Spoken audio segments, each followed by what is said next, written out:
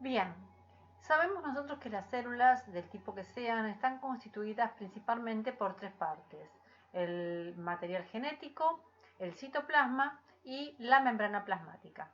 En este caso vamos a trabajar directamente con la membrana plasmática para ver cómo está conformada y constituida y para además poder determinar un poquitito las funciones que la membrana tiene. Como ustedes verán, la membrana plasmática es mucho más compleja de lo que eventualmente pareciera ser. Está constituida por lo que se llama una bicapa de fosfolípidos. Para hablar de fosfolípidos tenemos que pensar que el fosfolípido es como si fuera un fósforo. Ustedes vieron que el fosforito tiene la cabecita roja, por decir de alguna manera, y un palito de color madera. Bien, esa cabecita roja el fósforo, lo que sería el fósforo, en el caso del fosfolípido, es justamente la parte que contiene al fósforo, a los grupos fosfatos.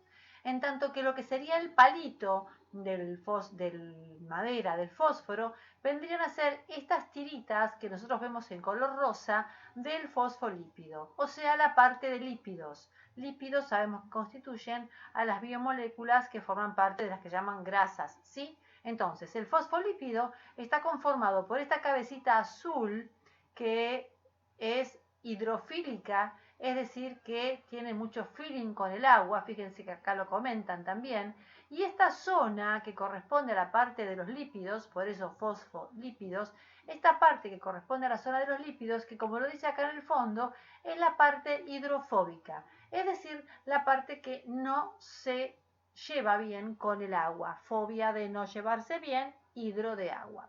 Entonces, fíjense ustedes que la bicapa de fosfolípidos está constituida tanto en su exterior, o sea, la parte, digo exterior porque es la parte que muestra la cara exterior de la célula, en su exterior por la parte que constituyen a los grupos fosfatos y en su interior también tiene la parte que constituye a los grupos fosfatos.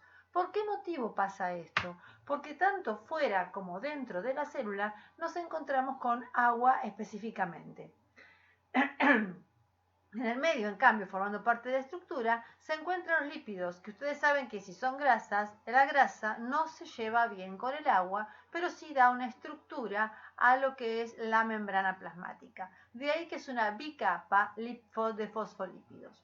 Bien, por otra parte, nos encontramos con proteínas. Las proteínas son estos bloques que ustedes ven acá de color rosa, acá ven otras como globitos de color rosa, que tienen diferentes propiedades. Algunas de ellas son las llamadas proteínas integrales. Las proteínas integrales son de este tipo, son las que atraviesan toda la membrana plasmática, o sea que aparecen desde la pared exterior a la pared interior y viceversa. ¿Sí? Son estas que abarcan absolutamente toda la pared.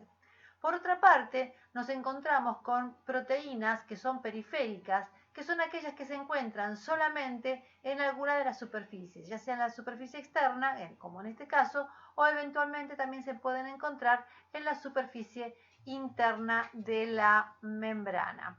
Bien, estas proteínas, por ejemplo, las de la que se encuentran en la superficie externa, sirven, por ejemplo, como reconocimiento, ¿sí? O como receptores. Por ejemplo, cuando hablo de reconocimiento, puedo hablar, por ejemplo, en el caso de células como los glóbulos rojos. Nosotros sabemos que somos de diferente grupo y factor.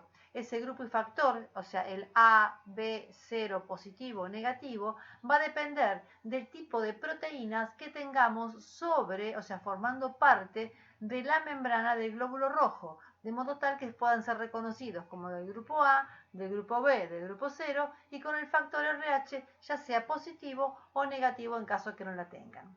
Algunas proteínas tienen a su vez enganchadas partes de hidrocarburos, de carbohidratos, como es el caso del glicolípido, ¿sí? O sea, de la glicoproteína, me confundí de flechita, la glicoproteína, que tiene no solamente la parte de proteína, sino que además tiene una parte que constituye a algún carbohidrato, como puede ser la glucosa, como es la glucosa. En otro caso tenemos a un lípido formando parte no ya de la proteína, sino ya o sea, el carbohidrato más la parte lipídica.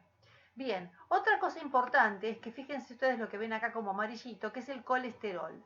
El colesterol sirve como de anclaje. Ustedes tienen que saber que la estructura de la membrana plasmática es la estructura que corresponde a la de un mosaico fluido.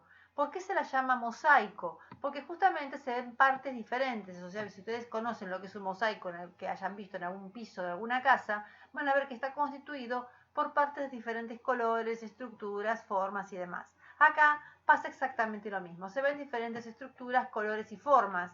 Por eso es un mosaico. Pero es fluido, ¿por qué? Porque tiene cierto movimiento. Ustedes vieron que la célula no es algo rígido, sino que la célula puede ir cambiando, si bien tiene una forma en particular, puede ir modificando su estructura, se puede ir acomodando de acuerdo con el espacio que va conteniendo.